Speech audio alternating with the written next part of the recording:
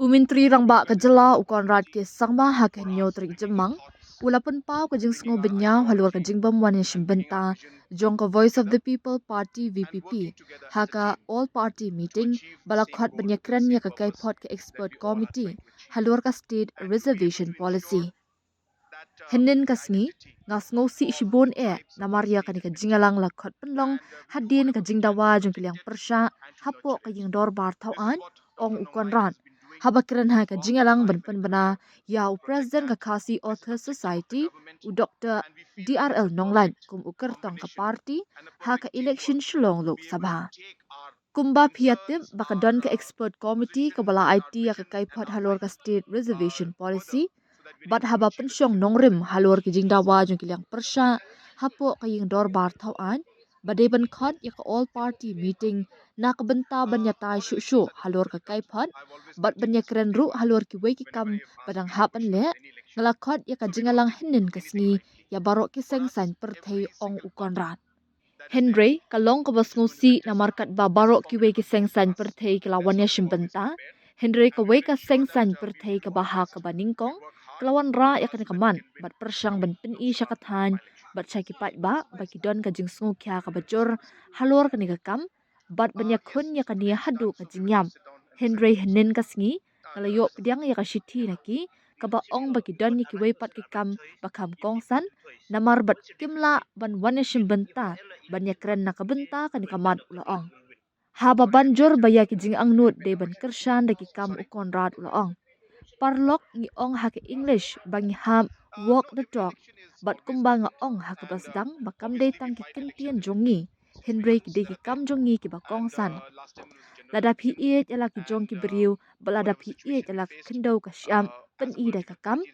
pen I de ki linti jong ka senshar pai ba bat dai ki linti kat kum ki riti senshar kada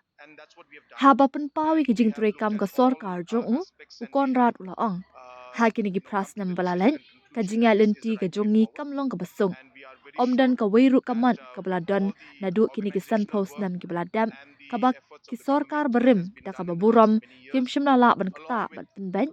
Henry de ka sorkar balaya lam da ka NPP ka bala shim ya ka rai kata la ka long halur ki kam ya ka japut la ni ka jingdan kam sonat ST ha GHADC la ka jingdan la ka jong ka jingrwai anthem ka jela bandan la ka jong ka state emblem ka kam ban itho ya ka ktin khasi bat garu kum ki ktin sorkar ni official language ha bakli halor ka san per thei ha ki surok ni street politics ukon rat ulang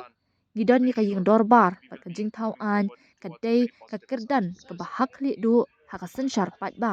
bat dei hang ni bangila ra ekiman ki balong kong san ya upat ba bat ya ka jela kum ki nomi kmat pat ba kumta ka ba kongsan kalong ban im kat kum ga jingmut jong riti sen shar bat ki kindon jong ka sen shar pat ba What I would like to say is very simple, that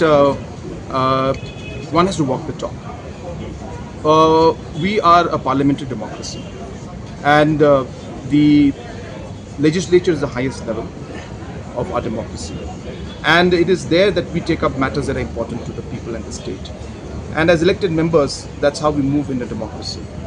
And therefore, this entire structure has been enshrined in the Constitution based on a system, a political system that our forefathers had envisioned.